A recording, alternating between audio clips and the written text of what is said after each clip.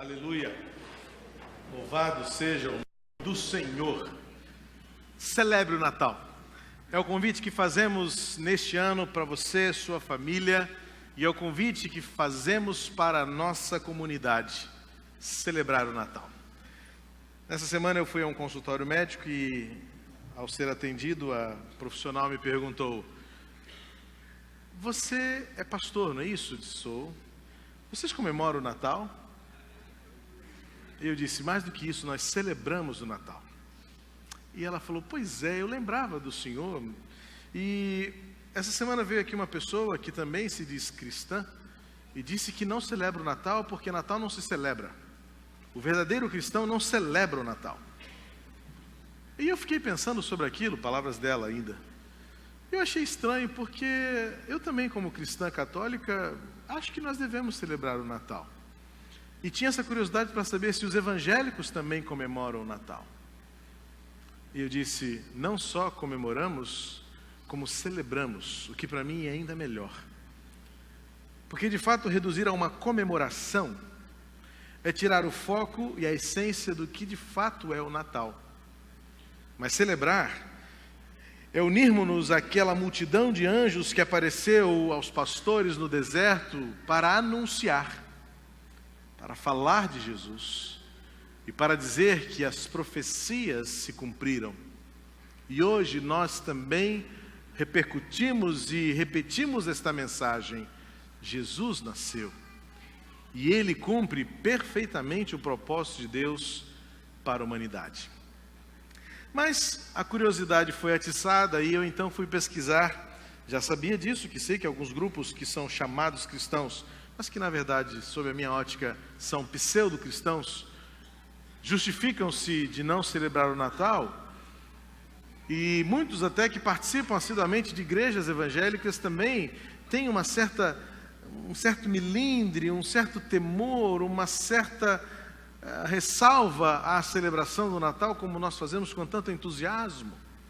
Alguns tentam de alguma forma repartir isso e fracionar em coisas que podem e coisas que não podem. Então, celebrar o Natal pode, mas a árvore de Natal não pode. Celebrar o Natal pode, mas Papai Noel é a expressão do demônio do Natal, se é que isso existe, né? E eu fui então fazer algumas pesquisas e procurar saber um pouco mais sobre o que essas pessoas dizem, justificam-se para não celebrar o Natal com tudo o que nós temos celebrado, e mais ainda com o entusiasmo e alegria com que nós celebramos, sim, o Natal de Jesus. E dentre muitas fontes eu me deparei com uma em especial, em que o autor alista 10 razões, quase que como 10 medidas, né, contra a corrupção. Esse autor alistou 10 razões contra o Natal, ou contra o cristão celebrar o Natal. E esta lista é especialmente curiosa.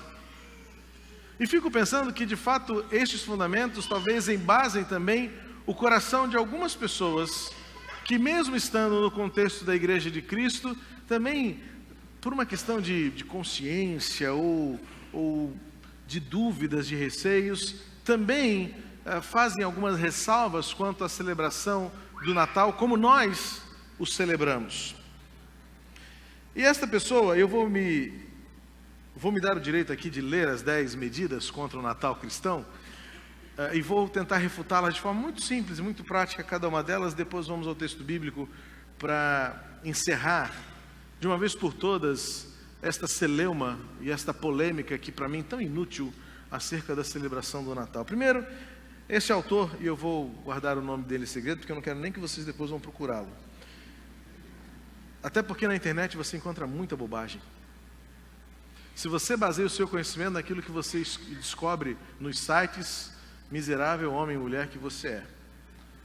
Porque você precisa ter muito critério para ir à internet e achar que aquilo lá é a última fonte da verdade. Se você não souber quem disse, por que disse, quem é que está por trás daquele site, daquele blog, daquele vlog, daquele Vine, seja lá do que for, e aí já estou falando a linguagem da nossa meninada aí. Muito cuidado, porque como eu disse no Congresso dos Jovens, esta é uma geração que está assim, fazendo a cabeça da nossa juventude, e que muitas vezes você nem sabe quem é essa pessoa de verdade que está dizendo o que ela diz. E esse camarada diz o seguinte: primeiro, porque a Bíblia não manda celebrar o nascimento de Jesus. É verdade. A Bíblia não manda celebrar o nascimento de Jesus. Mas também não manda um monte de outras coisas que a gente faz. Por exemplo, a Bíblia não manda a gente se reunir todo domingo 3 vezes. No nosso caso, ou pelo menos 2 vezes, como a maioria das igrejas faz, domingo de manhã e domingo à noite. E aí de pastor que invente de acabar com um dos cultos. E aí essa pessoa que é muito zelosa pelas tradições cristãs vai dizer: não, pastor, nós precisamos do culto da noite porque é o culto evangelístico. Mas a Bíblia não diz que o culto da noite é evangelístico e a igreja tem que celebrar cultos desta maneira. Então dizer que a Bíblia não ordena celebrar o nascimento de Jesus é um argumento muito fraco, porque nós também fazemos muitas coisas que a Bíblia não manda e nós assim mesmo fazemos. E por outro lado eu diria: mas também a Bíblia não proíbe. Se você quer me dizer que a Bíblia não manda ou não ordena, eu também vou dizer que a Bíblia não me proíbe fazer isso. E muitas vezes a gente proíbe coisas que a Bíblia não proíbe. A gente coloca usos e costumes como proibições que a Bíblia nunca se preocupou em proibir. Ao contrário, o que encontramos no Novo Testamento é liberdade. O apóstolo Paulo escreveu em 1 Coríntios 6, depois em 1 Coríntios 10, 3 princípios fundamentais da liberdade em Cristo. Tudo me é lícito. Só que ele coloca 3 peneiras, 3 filtros. Tudo me é lícito, mas nem tudo convém. Tudo me é lícito, mas nem tudo é bom. Tudo me é lícito, mas eu não vou permitir que nada me torne escravo dela. E se nós então colocarmos na peneira, sim, o Natal precisa manter os seus princípios e valores à luz daquilo que o Evangelho revela-nos acerca do nascimento de Jesus. E por conseguinte, eu não posso permitir que a maneira como a sociedade celebra o Natal me imponha a celebrar da mesma maneira. E que maneira é essencialmente como a sociedade impõe? Esquecendo-se de Jesus. E nós não podemos permitir que Jesus seja esquecido em hipótese alguma das nossas celebrações natalinas. Portanto, dizer que a Bíblia não ordena é fazer da Bíblia um manual de regras. E a Bíblia não é um manual de regras, ela é de princípios e valores. E ao passo em que a Bíblia não ordene, ela também não proíbe. Então, estamos livres. E Paulo mesmo disse também em 1 Coríntios 10, quando ele fala sobre o alimento, ele fala: só porque algum alimento seja dedicado aos ídolos, você não se veja proibido de comê-los. Porque o que Paulo fala? O crente santifica o que faz.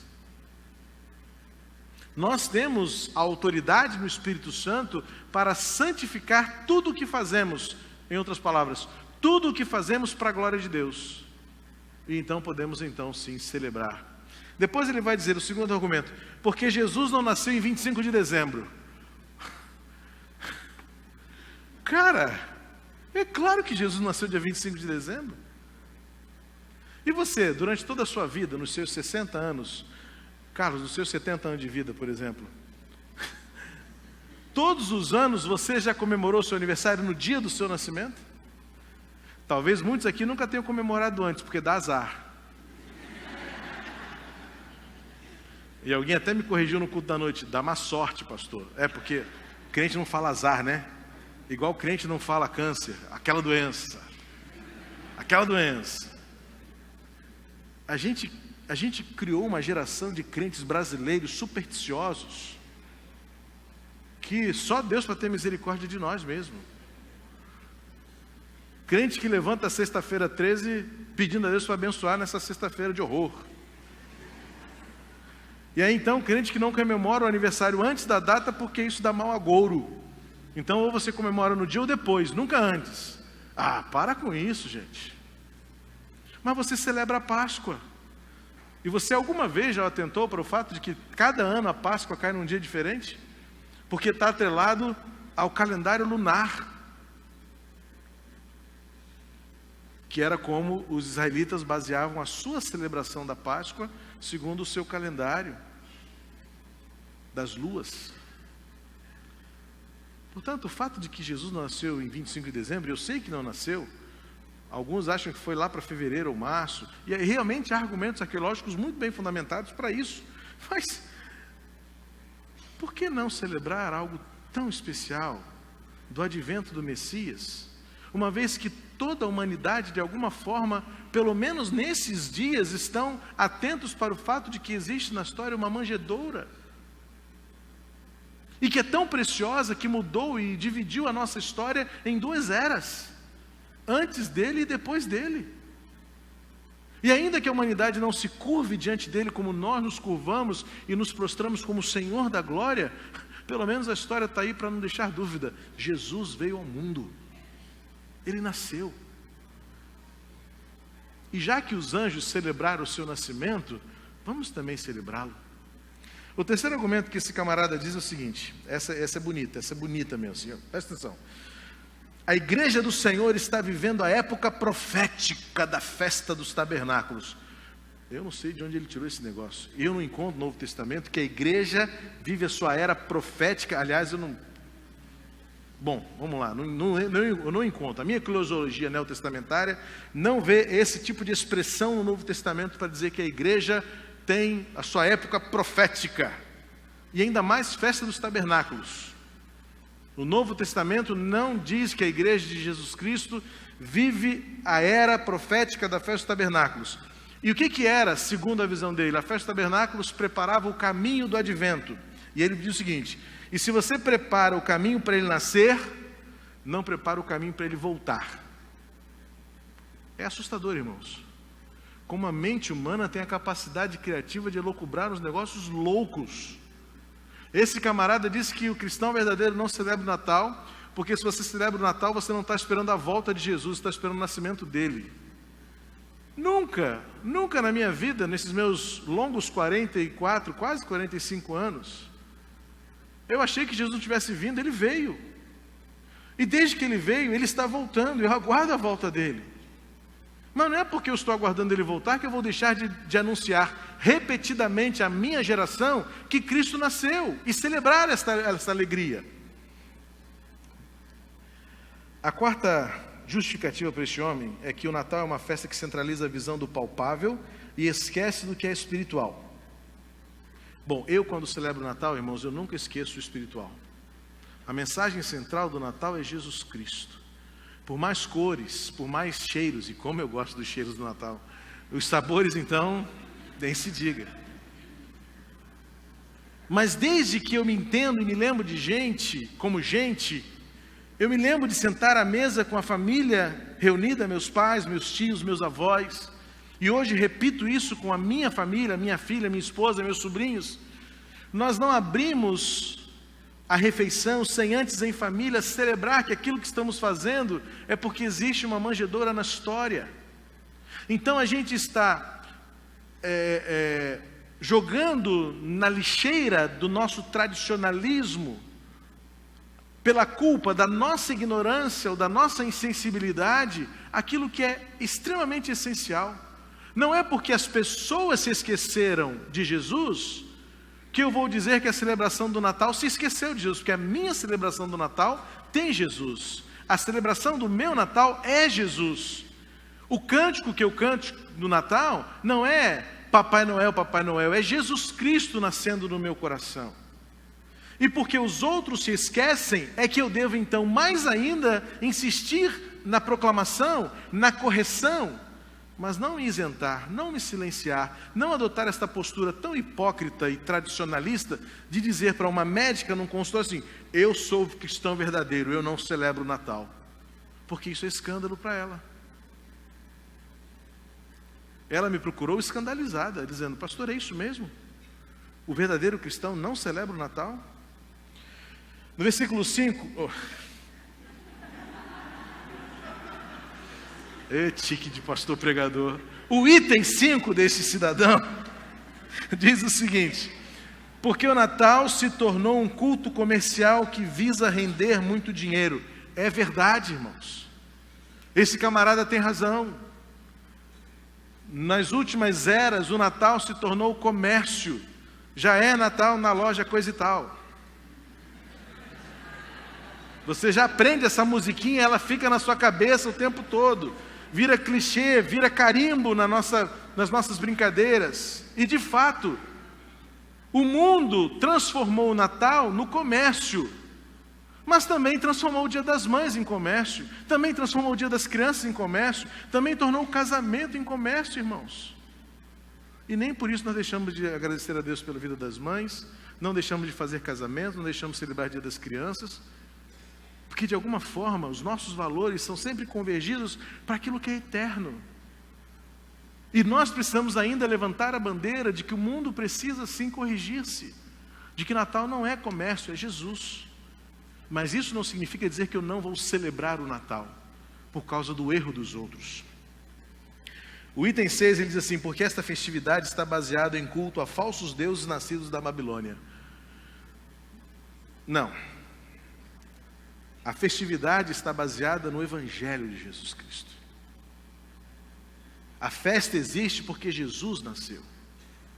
Se em algum momento o paganismo quis se apropriar da mensagem, ou então em algum momento os mensageiros quiseram se apropriar do paganismo, é responsabilidade de cada um, mas isso não afeta a essência. E também uma outra razão, uma outra justificativa prática. Se nós formos considerar o que é que ao longo da história se misturou entre paganismo e espiritual, nós vamos ter que deixar de fazer muitas coisas. Porque se nós considerarmos a estrutura de culto, a estrutura litúrgica, a estrutura de prédio, isso não tem nada a ver com a igreja do Novo Testamento. Nada.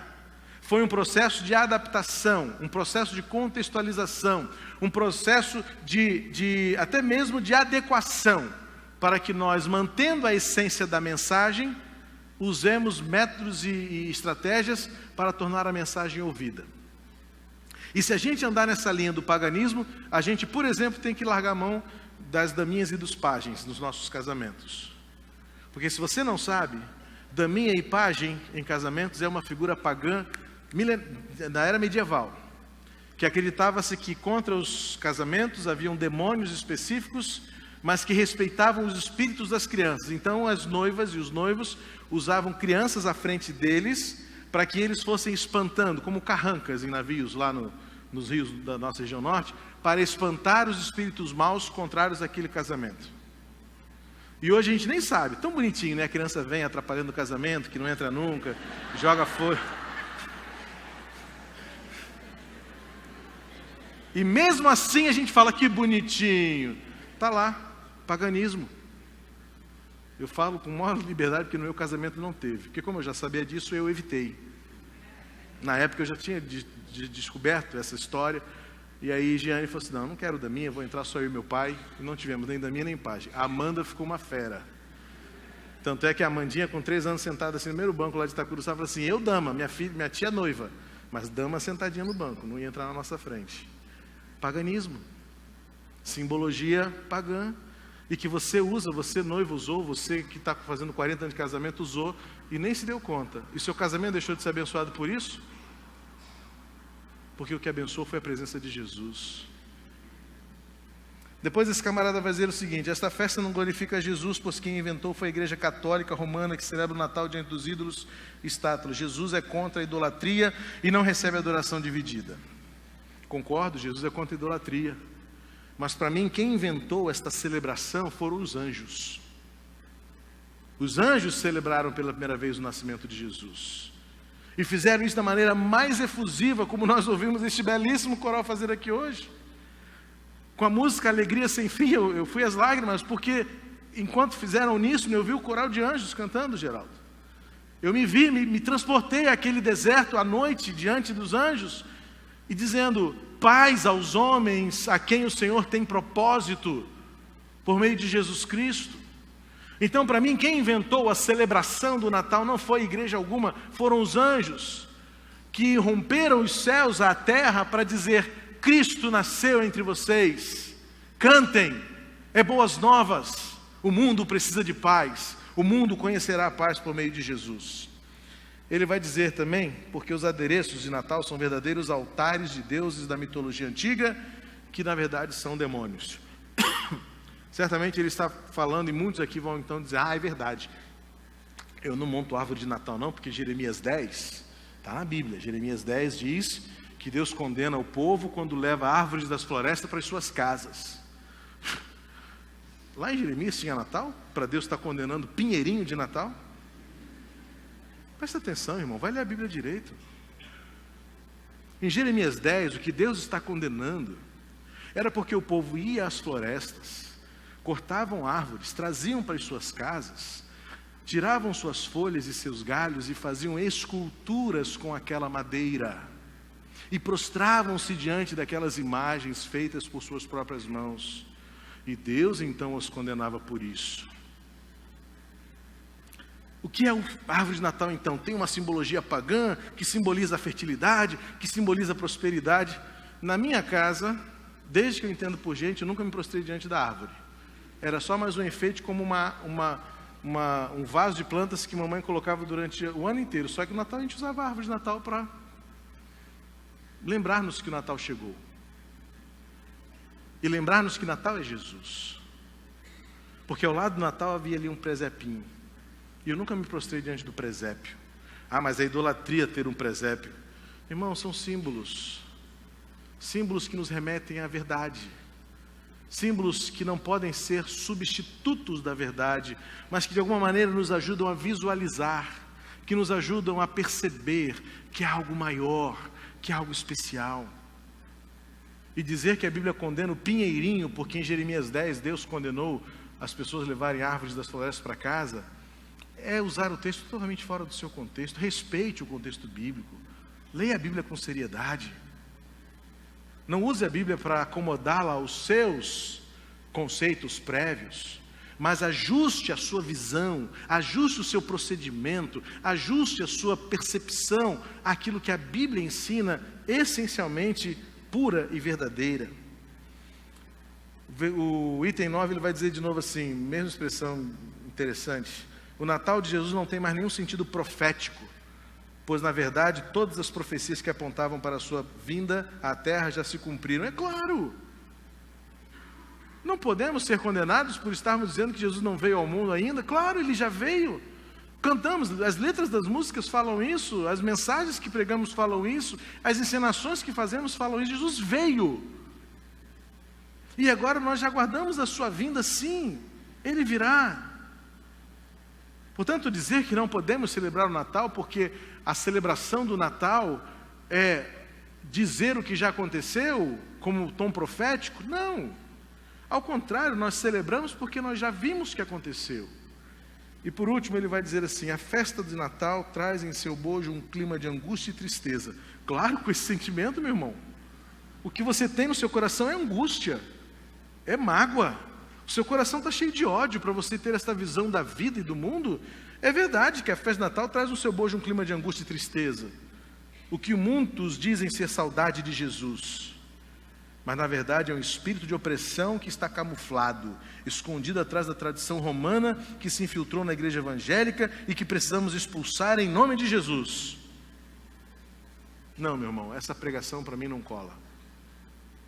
Não. Natal para mim é alegria. Natal para mim é alegria e esperança. Ainda mesmo que naquela celebração eu possa sentir a ausência de queridos meus que não estão mais aqui. Ainda que possa ser para muitos este ano a primeira celebração de Natal sem um querido que o Senhor levou à glória. Mas no fundo, o que nós celebramos no Natal é a vida que Deus nos deu por meio do menino que nasceu na manjedoura.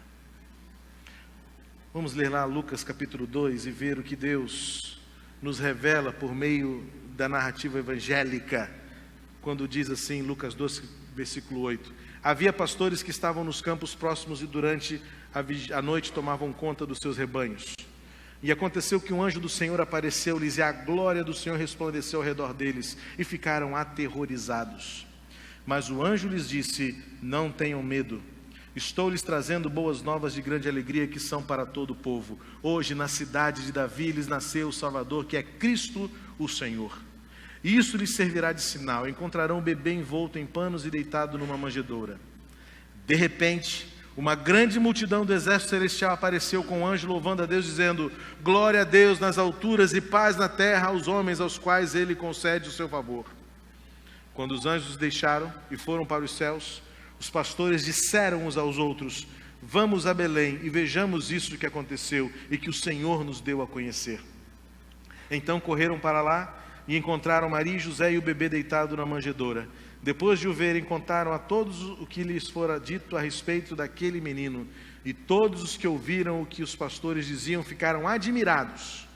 Maria, porém, guardava todas essas coisas e sobre elas refletia em seu coração. Os pastores voltaram glorificando e louvando a Deus por tudo o que tinham visto e ouvido, como lhes fora dito. À luz desse texto, eu quero dizer as minhas razões pelas quais eu celebro o Natal. E desta maneira quero encorajar você também a celebrar o Natal e não cair no engodo diabólico de tirar do nosso coração e da nossa essência, e até mesmo das nossas atividades e comemorações, a alegria e a beleza de celebrar o Natal de Jesus. Primeiro, porque os anjos anunciaram o nascimento de Jesus. Se nós, pelo menos, pudéssemos fazer isso todas as vezes que nos reuníssemos e dizer que Jesus nasceu, nós estaremos dizendo que o Natal não é preciso. Mas nós temos tantas outras coisas para dizer e anunciar e celebrar e comemorar, dia disso, dia daquilo, dia do pastor, dia do diácono, dia do professor, dia das mães, dia dos pais, que não sobra tempo para a gente dizer, muitas vezes com a clareza de que os anjos anunciaram o nascimento de Jesus. Então eu celebro o Natal. Celebro o Natal como parte de uma vida de adoração. Eu celebro o Natal para fazer coro com os anjos, para anunciar à humanidade que por Jesus veio paz à terra, e que por Jesus a glória é dada nos céus e na terra por Ele. Eu celebro o Natal porque eu sigo o exemplo dos anjos de adorar ao Criador que enviou Jesus para morrer por nós. Eu celebro o Natal para não ser confundido com aqueles que não creem em Jesus. Porque se não vejamos, expurgando do cenário esta pequena porcentagem de pessoas que se dizem cristãs e não celebram o Natal, não enfeitam suas casas com o Natal, não participam de festas natalinas, eu me uno e me assemelho aos judeus que não creem que Jesus é Deus. Me assemelho aos muçulmanos que não acreditam na divindade de Jesus e não celebram o Natal. Me uno aos budistas que não acreditam em Jesus como Filho de Deus. Me uno aos hinduístas, me uno aos taoístas, me uno aos ateus, me uno a tantos outros que não reconhecem Cristo Jesus como Senhor e Deus, que não celebram o Natal sob essa justificativa, e eu não quero ser confundido com essas pessoas. Eu quero sim que a minha casa seja vista como uma casa enfeitada para o Natal, para que as pessoas saibam que dentro do meu lar nós celebramos Cristo vivo. Eu quero sim cantar cantatas de Natal, eu quero abrir as janelas do nosso edifício, eu quero enfeitar o nosso auditório, para que saibam que esta igreja crê que Jesus é o Filho de Deus, que nasceu no mundo para revelar a glória do Pai. Se eu abro mão disso, eu posso me parecer com judeus, com muçulmanos, com hinduístas, com taoístas, com budistas ou com ateus, e eu não quero. Eu quero que saibam que eu amo Jesus. Por isso eu celebro o Natal. E também celebro o Natal porque não há oportunidade no ano mais convergente para que todos saibam quem é Jesus. Porque a humanidade toda, de alguma maneira, tem uma noção de que alguém nasceu em Belém para mudar a nossa história. O problema é que sim, por conta do comércio, do secularismo, do paganismo, a essência da mensagem foi destruída. Mas Deus nos colocou como ministros da reconciliação. O nosso papel é corrigir o caminho da humanidade. O nosso papel é resgatar o homem do caminho da perdição. O nosso papel é dizer à humanidade: Cristo é Senhor. E se há ao longo de um ano, de um período de 12 meses, uma oportunidade como esta, não há. O Natal é a melhor época para lembrar à humanidade quem é Jesus. E por último, eu celebro o Natal, porque se podemos entender que a cruz e a sepultura vazia são o ápice da mensagem do Evangelho, estas realidades só existem porque há também na história uma manjedoura. Sem manjedoura não haveria cruz. Sem manjedoura não haveria sepulcro vazio. Por isso eu também celebro o menino da manjedoura, porque ele se tornou homem e morreu pelos meus pecados e vive para sempre. Eu não ignoro a manjedoura e eu a celebro. Eu canto, eu louvo e eu adoro. os pastores voltaram dando glória a Deus e louvando a Deus por tudo o que tinham visto e ouvido. E se eu sei que Jesus nasceu, e se eu sei que Natal é Jesus, como esses pastores do campo, eu também quero andar e viver glorificando a Deus e contando para as pessoas tudo o que eu tenho visto e vivido. Por isso eu celebro o Natal. Celebremos o Natal de Jesus, para a glória do Filho unigênito do Pai, o menino da manjedoura, que morreu na cruz e vive para sempre em nosso coração. Celebremos o Natal. Convido os diáconos a se posicionarem comigo para juntos celebrarmos neste momento a vida que temos por Jesus. Este momento nos remete à cruz, sem dúvida alguma. Este momento nos remete à vitória de Cristo sobre o pecado e sobre a morte. Mas lembre-se, só existe uma cruz, porque existiu muito antes uma manjedoura. E só existe uma sepultura vazia, porque Ele nasceu entre nós. Celebremos, portanto, o Natal.